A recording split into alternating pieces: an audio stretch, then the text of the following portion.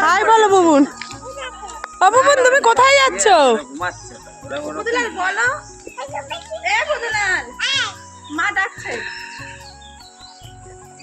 Hello বন্ধুরা, good morning, welcome back to my channel. অনেকদিন পরে চলে এসেছি তোমাদের সঙ্গে একটা ভিডিও শেয়ার করব বলে। এই দিনটা ছিল আমাদের সোনার স্কুল থেকে সবাইকে নিয়ে গিয়েছিল পিকনিকে হ্যাপি ভ্যালি পার্কে। তোমাদের বলেছিলাম না যে আমার গলার অবস্থা বেশিরভাগই ঠান্ডার জন্য ভালো থাকে না, তার জন্য আমি ভিডিও দিতে পারি না।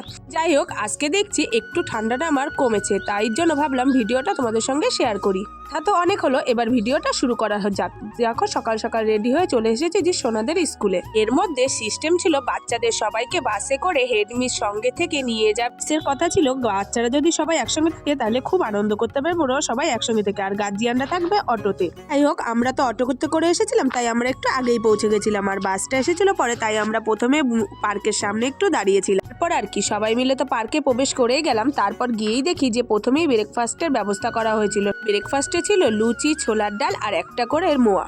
প্রথমেই তো আমি সোনাকে আর বুবুনকে খাই দিলাম। সোনাকে তার খাই দিতে হয় না, সোনার মতো খেলো, আর আমি বুবুনকে বসিয়ে একটু খাইয়ে দিলাম। এরপরে আমরা খাওয়া দাওয়া করে সবাই মিলে একটু বসেছিলাম। আর দেখো বাচ্চারা কেমন খেলায় মেতে উঠেছে। আমার সোনা কিন্তু সঙ্গে করে ব্যাডমিন্টন আর কক নিয়ে গেছিল, তাই ওরা সবাই মিলে এদিকে ব্যাডমিন্টন খেলায় তো খুবই ব্যস্ত ছিল। আমি অনেকক্ষণ দাঁড়িয়েছিলাম, চান্স না পাওয়ায় আমি সাইডে একটু ঘুরে দেখছিলাম চারিদিকটা। পরে ঘুরতে ঘুরতে চলে এলো গরম গরম কফি, তাই সবাই মিলে একটু কফি খেয়ে নিলাম। পার্ক মানেই তো চারিদিকে ঘুরলেও যেন ঘোরা শেষই হয় না। এই হ্যাপি ভ্যালি পার্কে আমি অনেক আগে একবার এসেছিলাম, না ভুল বললাম, দুবার এসেছিলাম। তবে তখন না সেরকম ভাবে কিছুই ছিল না। তবে শীতকালীন আগে এসেছিলাম তো সেভাবে মনে হয় নেই কি ছিল। তবে এখন গিয়ে দেখলাম চারিদিকটা খুবই সুন্দর। আর তারপর চারিদিকে রাইড চড়ারও কিন্তু অনেক জিনিস ছিল। আমার সোনা বুবুন ওরা তো বায়না করছে, এ বলছে এটা চড়বো, ও বলছে ওটা চড়বো। আর আমি বললাম ঠিক আছে, তোদের তো চড়ানো যাবে, আগে চারিদিকটা ঘুরে দেখে নি, তারপর তোদের এক এক করে চড়াবো। এরপরে আমরা এখানে কয়েকটা সেলফি তুলে চলে গেলাম রাইড চড়াতে।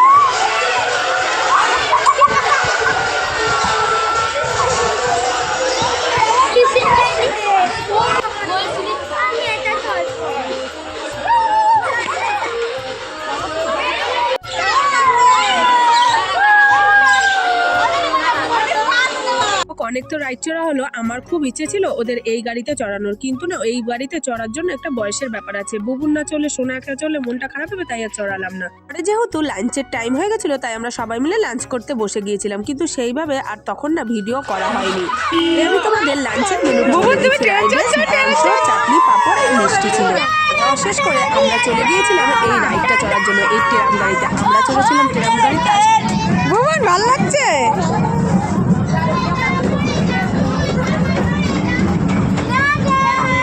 চড়েছিলাম এই ট্রাম গাড়িটা, আর বুনু চড়েছিল ওই যে চরকির মতো ঘুরছিল ওইটা। আমার তো ওটা দেখেই ভয় লাগছিল, তাই আমি আর চড়িনি। এবার ট্রাম গাড়িতে চড়ার সঙ্গে সঙ্গে এই চারিদিকের পরিবেশটা এত অপূর্ব লাগছিল, তোমাদের কি বলবো। তোমরাও একটু ঘুরে দেখো, তাহলেই বুঝতে পারবে।